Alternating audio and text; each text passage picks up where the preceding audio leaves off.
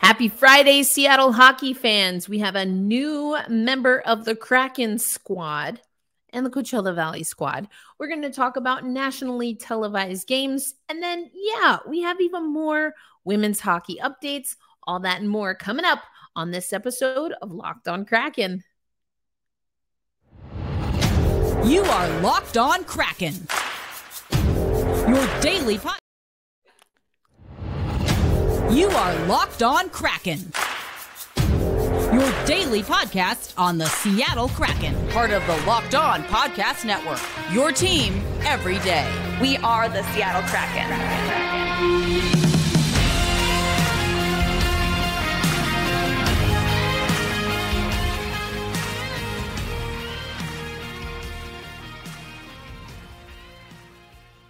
Hey, what do you say, Seattle hockey fans? Welcome to another episode of Locked On Kraken, part of the Locked On Podcast Network. I'm your host, Erica L. Ayala. I am a contributor, a writer, and a digital analyst for CBS Sports. And that right now looks like WNBA, women's basketball coverage, but will include the NHL come the fall.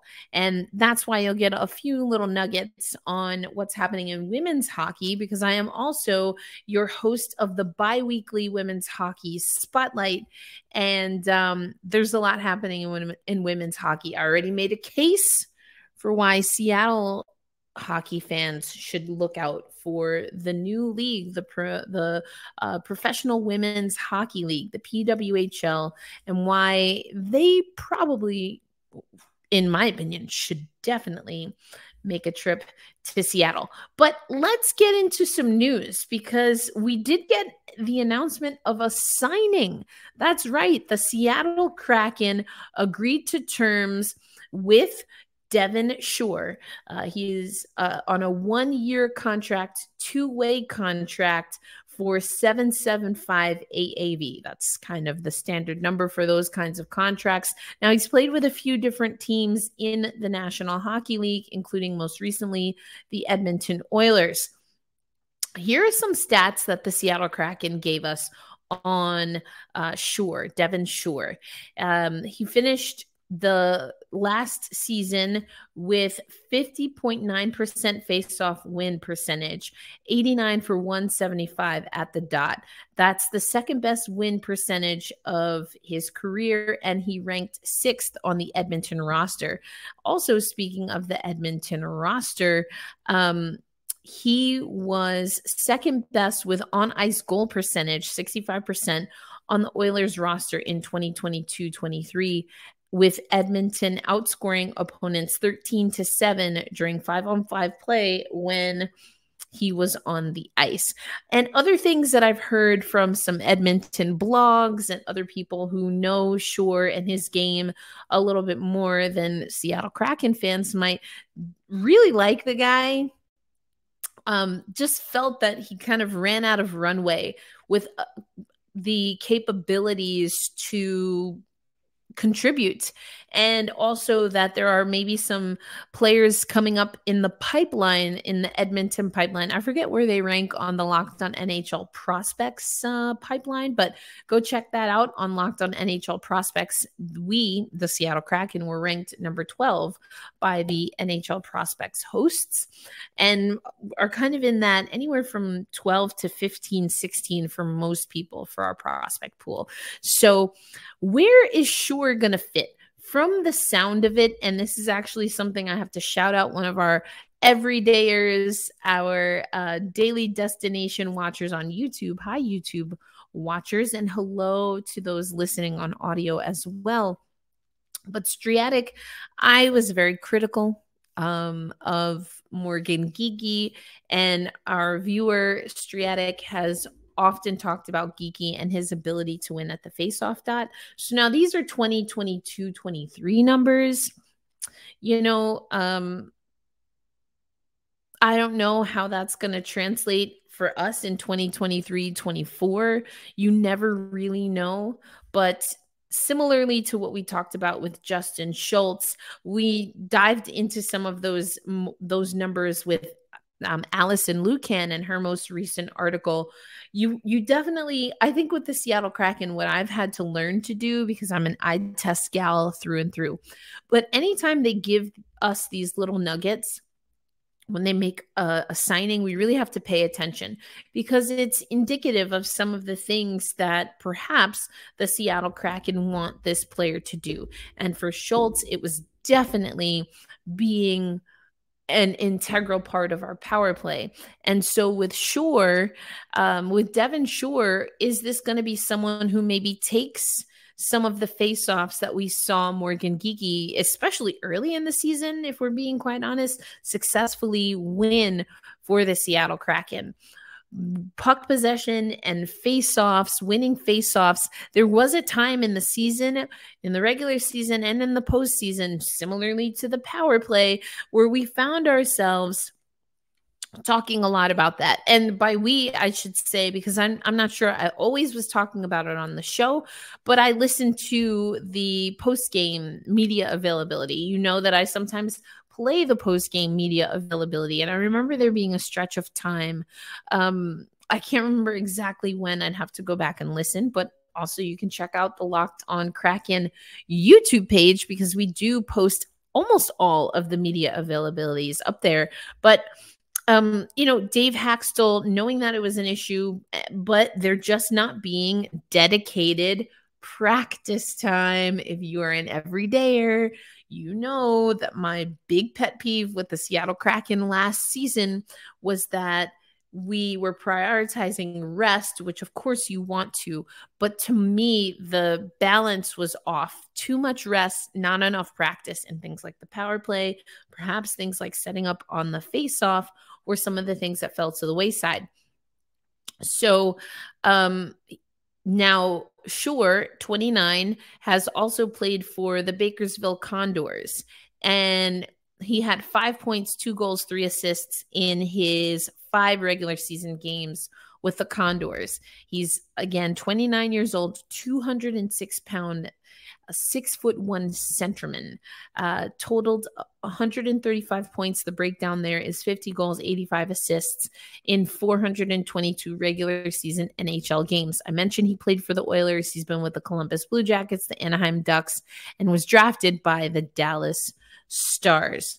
And so, I think it's going to be interesting. He's a Maine Black Bear, comes from the University of Maine. I love that, just because, I know Hockey East. I call some Hockey East games, and I'm expected to do some more. And the Maine Black Bears on the men's side last year were definitely a scrappy team.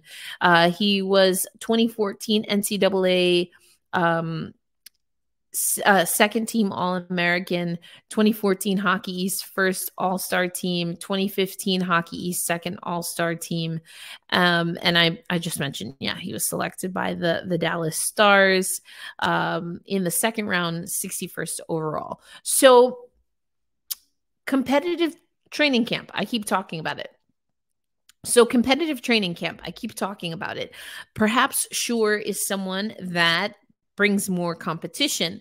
It was mentioned in one of the articles that I read that seemed like a great guy, gave everything that he could when he was on the ice, but found himself, up in the press box more than he found himself on the ice with the Edmonton Oilers. So who does that sound like to me? It sounds like a Morgan Geekie, a Daniel Sprong, a Ryan Donato. And I read the YouTube comments, and I started making my way through some that I had for some reason missed. So apologies, blame my head and not my heart. So I'm making my way through some comments that I have not responded to. And one of the comments that I read just today was about thinking about how when we lose Sprong, Geekie, and Donato, we also are playing a different game when it comes to our top line and our opponent's top line. And our commenter on YouTube, and I love the comments on YouTube. You guys give me so many great ideas. We're almost at 900 subscribers, which is amazing. So keep it going so we can monetize and do some fun things here on the YouTube page. But, saying that the magic for the Seattle Kraken was that fourth line could roll out. And again, we talked about this a lot last season. There were times where our fourth liners were really carrying the team. Yanni Gourde was playing up and down the lineup. Oliver Bjorkstrand playing up and down the lineup because we needed a different type of impact at a different stage. And so everything from the combinations, putting some people who usually play wing at center and vice versa, we had a by committee style.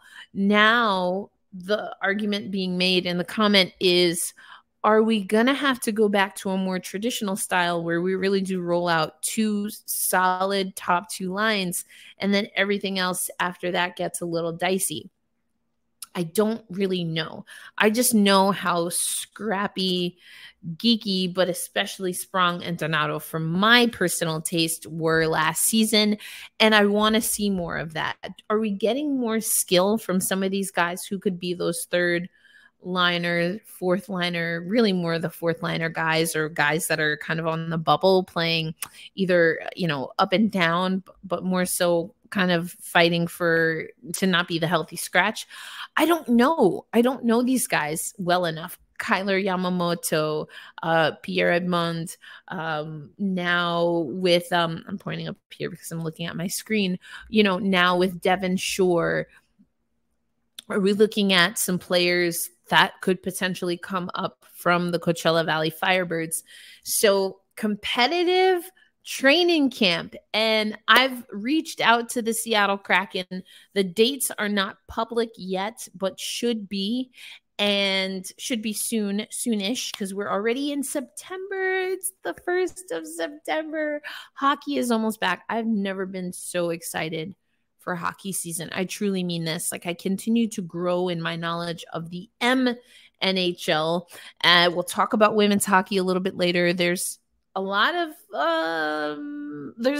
we still have to learn, but there's still so much excitement around this time of year. And I will have a front row seat again as a contributor, not only to Locked On Kraken and the Locked On NHL show with our women's hockey spotlight, but as a CBS Sports writer. So it is going to be an exciting year. I'm looking forward to cutting my teeth and really learning more from what Allison Lucan does and her data-driven storytelling and learning. I mean, Everett Fitzhugh and Nick Olchek have a great podcast. I've been catching up with Signals from the Deep, and Nick and Everett had a great conversation. I think I mentioned that the other day, but part 2 is out. I haven't listened to part 2 yet, but I'm looking forward to that. And so continuing to learn, continuing to grow, continuing to build our community here is what I'm most excited for.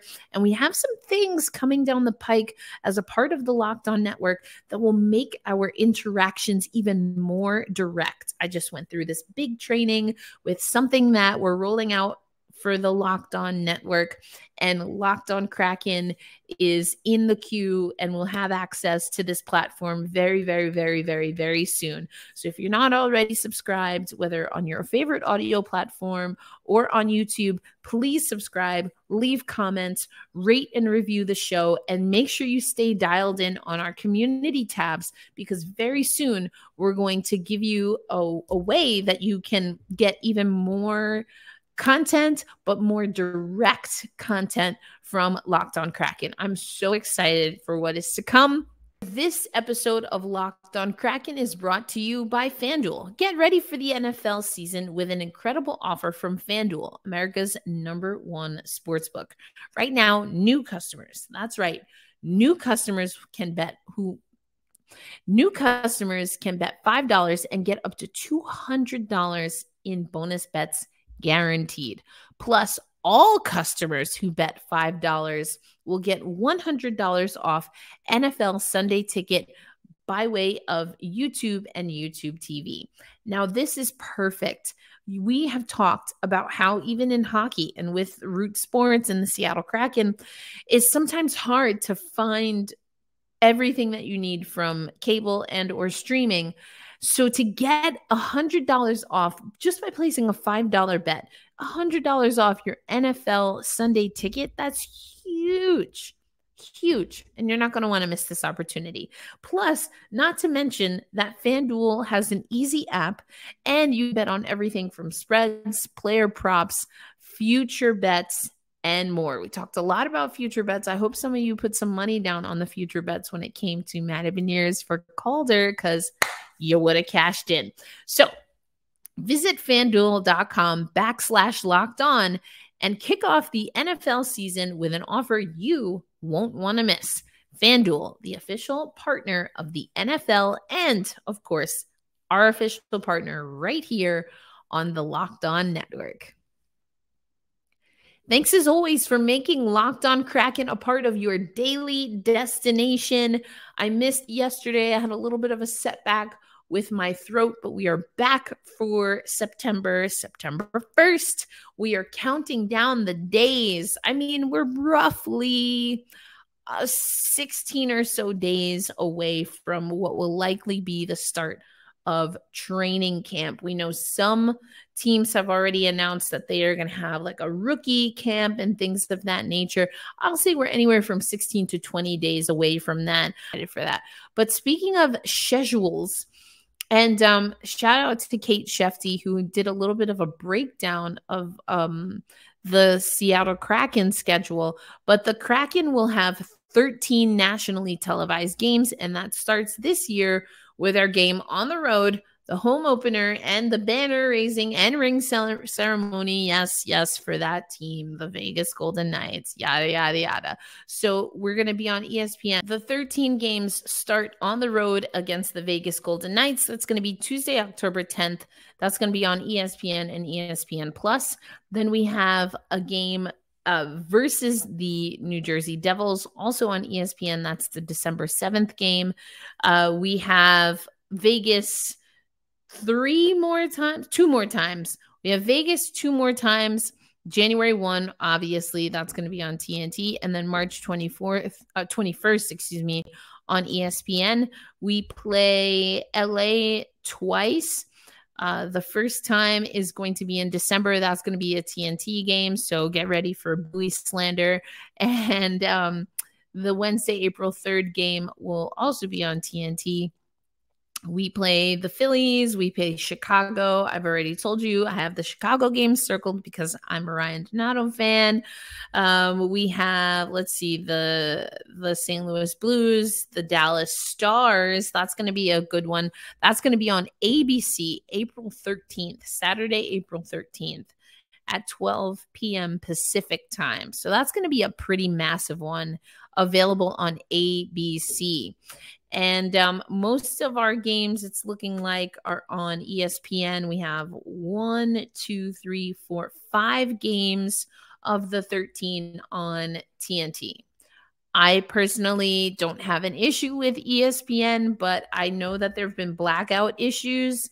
This is kind of where one of those things where not being in market perhaps is advantageous, but I completely understand.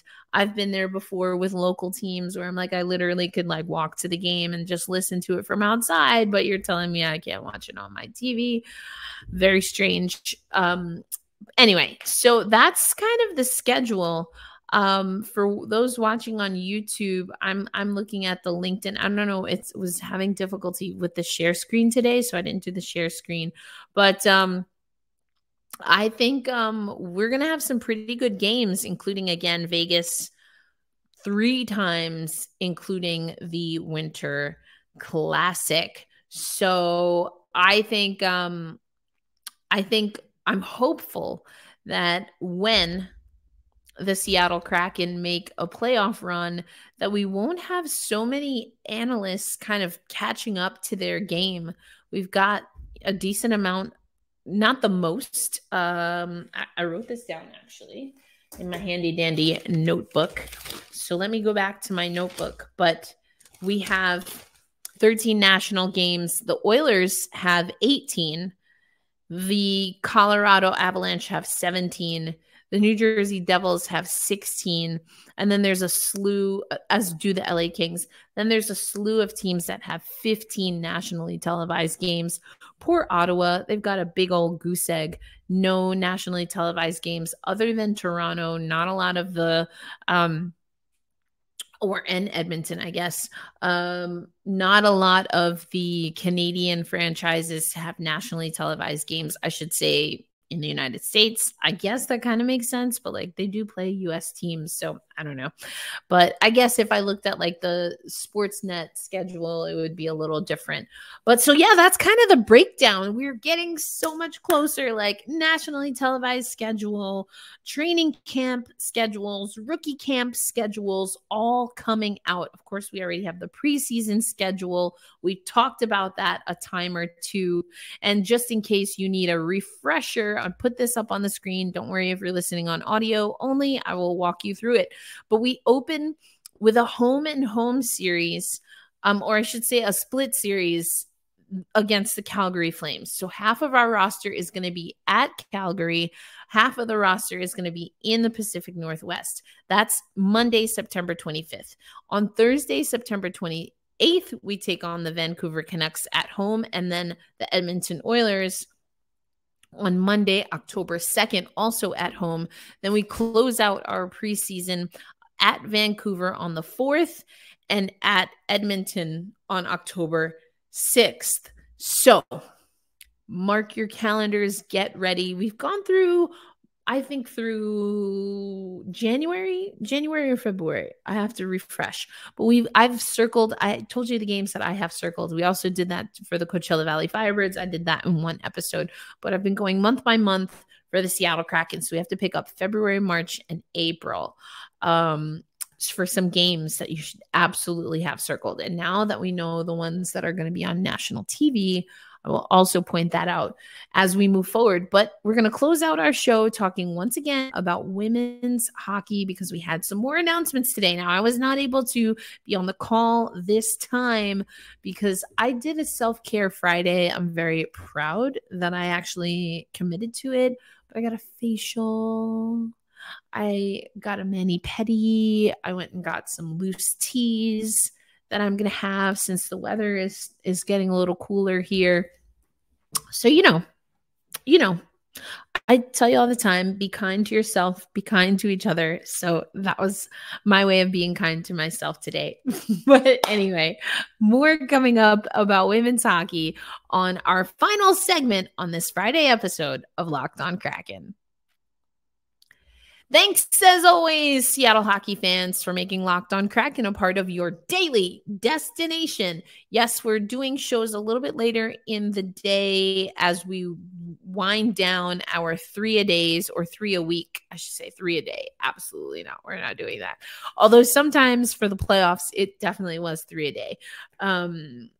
Between doing a show, doing a live show, and then doing a post-game reaction. We did a lot of hashtag content, but I'm here for it. And if our teams want to make a deep playoff run, we're going to do that here on Locked On Kraken. But women's hockey. So it was, and if you listen to some of the work that I do specifically for women's hockey on the Founding Four podcast as part of Black Rosie Media, then you know, because we went live yesterday, and we knew that there was going to be some news coming out. So the Professional Women's Hockey League named their 6 general managers today, as well as the order for their first ever draft. Also, free agency opened today. So here we go. And it's going to be a snake draft. For those who are not familiar, I can talk about that. But here's how, just to remind you, there are going to be 6 locations that have been identified that will host teams, but not all of the home games will be in those cities. And that's where Seattle comes in. And I got to think we're in contention. Seattle, that is, for a neutral site game. But here are the cities, just so you know, and I'm going to list them in order of the draft order that they have. So Minnesota coming up big with the number 1 pick. in the first round, followed by Toronto, Boston, New York, although we're hearing that could also be New Jersey / Connecticut, Ottawa, and Montreal. And the way the snake draft works is that effectively, since Montreal picks last in the first round, they'll pick first in the second round, and then we go back to Minnesota and back and forth, back and forth, back and forth. So it's either Minnesota or Montreal always picking first in whatever the round is, but you get it. We snake around. So that was an announcement that we got, but we also got an announcement of the general managers and the names of the general managers. So the general managers are as follows. We have Danielle Marmer for Boston, Natalie Darwitz, which is massive, for Minnesota, Danielle Savago, I have to work on my French, for Montreal, Pascal Daou for New York, Michael Hirschfield for Ottawa, and Gina Kingsbury for Toronto. Now, I want to start with Kingsbury because if you do listen to my women's hockey coverage, I thought it was very odd that Gina Kingsbury was kind of being tapped, but even before it was made official, because she has an official role with Hockey Canada. And I was like, that's got to be a conflict of interest. Well, as it turns out, Gina Kingsbury no longer with Hockey Canada. She wrote today, or I should say there was a press release in which she said, I am extremely grateful for all my experiences and time with Hockey Canada. Over the years, I have met the most incredible people through this great game and organization. And I want to thank Hockey Canada for providing me the opportunity to represent my country, both as an athlete and a vice president and general manager. It has been an honor and a privilege, and one that I will forever be grateful for. While it is beyond difficult to leave behind what I consider a dream job, I believe this is the best opportunity for me and my family, and I look forward to the challenge of continuing to create opportunities in women's hockey through the PWHL. So Kingsbury no longer serving in her role with Hockey Canada, which is massive because, as it's alluded to in that press release, she played for Hockey Canada. I also got to learn a little bit about her playing in the first ever women's Frozen Four championship against the University of Minnesota Duluth, and someone who actually is now in the Coachella Valley Firebirds organization. Shannon Miller was the head coach of Minnesota Duluth. Minnesota Duluth won over St. Lawrence, whereas that's where Gina went, and she was a freshman at St. Lawrence in the first ever NCAA sanctioned women's Frozen Four. So Gina is women's hockey history. And so for her to kind of step away from that is kind of wild. But just in case you didn't know, Shannon Miller is a part of the Coachella Valley Firebirds. So there is like a Coachella Valley Firebirds / Seattle Kraken connection, not to mention that Cami Granato used to be with us. I mean, Jessica Campbell is our assistant coach for the Firebirds, and she's been through the Hockey Canada system. It goes on and on and on. Women's hockey is very well connected, which is always why I LOL when people tell me that there are not women who are qualified and that know hockey that can take on these leadership roles, whether it's in women's hockey or in men's hockey, but I digress. So I'm really curious to see, though, who is going to be signed. Free agency started today, September 1st, at, I guess, 1 p.m. Eastern time, so noon Central time. I was still in my self-care mode. But to date, as of the time I'm recording, we have not gotten any announcement on players who have signed. Some players that a lot of people think are going to go, because there's 18 players that can be signed before the draft, which is going to be on September 18th. I think Marie-Philippe Poulin is probably a player, probably to Montreal. Sarah Nurse to Toronto seems like a pretty sure thing. Lee Steckline might be someone who goes to Minnesota. And, there's all kinds of educated guesses or predictions on where some of these top talent are going to go. I'm very curious to see how long it takes for us to get our first European-born player. I really hope that in the top 18, we do get a European player. I don't think it's necessarily, I understand why we're probably going to get national team players, even if they are from Europe, although I think it's going to be a slew of mostly Canadians, a sprinkle of US-born players or US national team players. And then if we're super lucky and probably in the goaltending category, we might get a European or two sprinkled in there. I don't think it's what I expect, but I'm hoping I'm wrong. I'll put it that way. I think women's hockey is much more dynamic than just picking the top known names in the US and Canadian programs.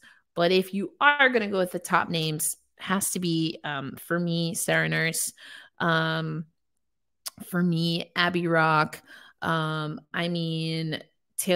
Heise. I don't actually know if I'm saying that right. Heise or Heise is someone else who a lot of people think could go to Minnesota through the draft. So I don't know. But we will see. And you can listen here on Locked On Kraken, but definitely on the Locked On NHL Women's Hockey Spotlight, because once we start, of course, getting into training camp, we're going to spend almost all of our time talking about training camp. But when, not if, in my estimation, but when the Professional Women's Hockey League does do an activation with the Seattle Kraken, you best believe we're going to talk about it right here on this show. But that's going to do it. I did my self-care today, so I hope you can see my skin glowing. I do think it looks, I've got to learn this hydration trick that they do. I feel good. I am so grateful. I almost took today off as well, but I wanted to come and speak to you, wish you a happy holiday weekend. Labor Day in the United States and Canada. So I hope you have some time to rest, do your own little self-care routine. Maybe that includes catching up on Locked On Kraken. Either way, I'm so grateful for you listening and watching along. We're going to have an exciting time. It's going to be the most competitive. It has to be the most competitive training camp of our short existence.